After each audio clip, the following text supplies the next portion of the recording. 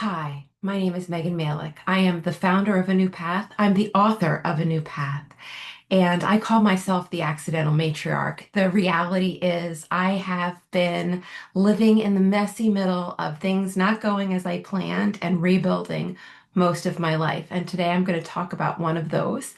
If you want to hear a specific story, my most recent, you can watch my When story. So, welcome. I'm so glad you're here. So imagine it is the fall of 1993. It's October 25. I am 17 year, years old. Is that right? 16, 17. Um, and I am a junior in high school. I'm getting ready for school. I'm super excited because I get to drive. I have a dentist appointment that morning, which means that I get to drive to the dentist and then drive to school. So life is going along hunky-dory. I'm actually feeling pretty good about classes, feel pretty good about who I'm with, feeling pretty adjusted.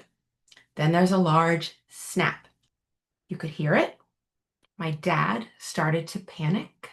I can hear him running up the stairs.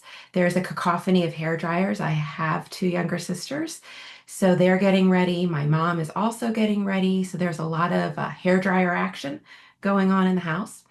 And my dad is panicking and wondering what was that noise. And I want to blow him off. I've got Tori Amos singing the song Winter coming through my boombox next to my makeshift vanity. And as he's talking, smoke starts coming out of the vent. There was an electrical surge, and our house caught on fire. So, needless to say, that was not quite what I was planning in that moment. And my teen self couldn't handle being in the midst of watching all of that happen. We got out of the house, we were okay. My high school was within walking distance of our house. So I got my stuff and I headed to school. I got there, I walked into the office, got my late slip pass, headed into AP American History. And when I saw a friend of mine who sat in the seat in front of me, she kind of looked at me and there was like a soft look in her eyes as I slid into the seat and my eyes teared up. And my teacher looked at me and he said, "Megan, are you okay?" And I looked at him and I said, "My house is burning down." And you could have like heard a pin drop in the room. And he said, "Do you want to go to the guidance counselor?" And like a switch flipped. And like that, I was like, no, I got a notebook out. I was like, I want to be here. So I'm sharing this story because it is a moment of dual consciousness or dissociation in my life where I kind of made a choice to be in one reality. And I'm sharing this right now because I think much of us on the day to day, right?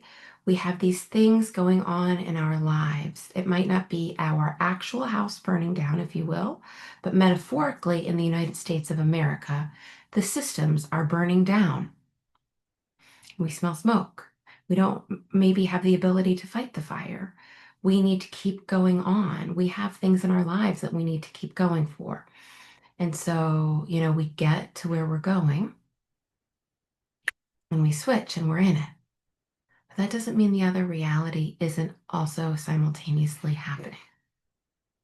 And so the challenge that my teen self didn't know how to navigate at the time was how to be in and appreciate the support and the structure and the regularity of being in the school container, but then also spending some time feeling the feelings that were in my body that needed to come up and out. I couldn't be immersed in the reality, but I did need to be feeling some of it to move forward. And I did end up um, having to get some support to do that, to go forward, because it was a lot, right?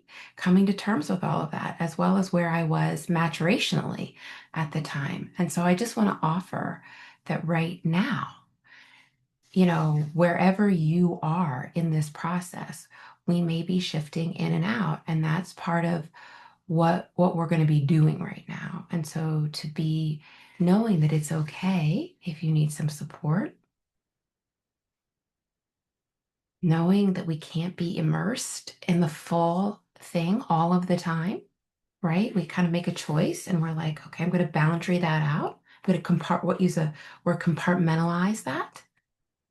But then also to come back and to know, okay, our bodies need to process and feel some of those feelings, right?